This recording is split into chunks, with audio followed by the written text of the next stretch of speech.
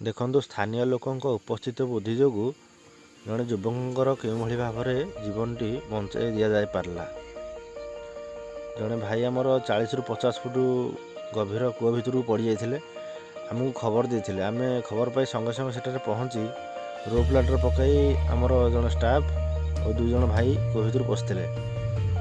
ସେଠାରେ ପହଞ୍ଚି ଯୁବକଙ୍କୁ ଦେଖିଲେ ତାଙ୍କ ମୁଣ୍ଡ ଏବଂ ଗୋଡ଼ରେ ବହୁତ ଗଭୀର ଆଘାତ ଲାଗିଛି। ତୁରନ୍ତ ସଙ୍ଗେ ସଙ୍ଗେ ଚେୟାର ନଟ୍ ପକାଇ ଯୁବକଙ୍କୁ ଉପରକୁ ଆଣିବା ପାଇଁ ଚେଷ୍ଟା କରାଗଲା। ଉପରୁ ଚେୟାର ନଟ୍ ପକାଇ ରସି ଭିତରକୁ ଦିଆଗଲା। ଆମର ଷ୍ଟାଫ୍ ଦେଖନ୍ତୁ, ତାଙ୍କ ଦେହରେ ବର୍ତ୍ତମାନ ଚେୟାର ନଟ୍ଟି ପକାଉଛନ୍ତି। ଚେୟାର ନଟ୍ର ମାନେ ପୁରା ସେ ଚେୟାର ଭଳିଆ ଉପରକୁ ଆସିବ, ଚେୟାରରେ ବସିଲା ଭଳିଆ, ତାକୁ ଚେୟାର ନଟ୍ କୁହାଯାଏ। ଦେଖନ୍ତୁ, ବର୍ତ୍ତମାନ ଗୋଡ଼ ପଟ ରସିଟି ଗଳା ଯାଉଛି। ରସି ଗୋଡ଼ ଏବଂ ଛାତି ମଝିରେ ରହିଲା।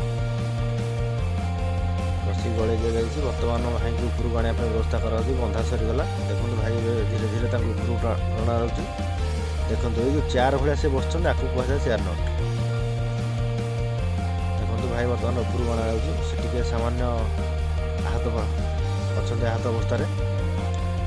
ଉପରକୁ ଆମେ ଦେଖନ୍ତୁ, ସ୍ଥାନୀୟ ଲୋକ ବି ବହୁତ ଅଛନ୍ତି। ଆମେ ଉପରକୁ ଆଣିଲୁ ଭାରି। ବର୍ତ୍ତମାନ ତାଙ୍କୁ ମେଡ଼ିକାଲ ନେବାର ବ୍ୟବସ୍ଥା କରାଯିବ।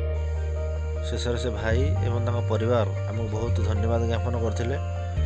ଆମେ ବି ସେ ଭାଇଙ୍କୁ ଉଦ୍ଧାର କରି ନିଜକୁ ଧନ୍ୟ ମନେ କରିଥିଲୁ।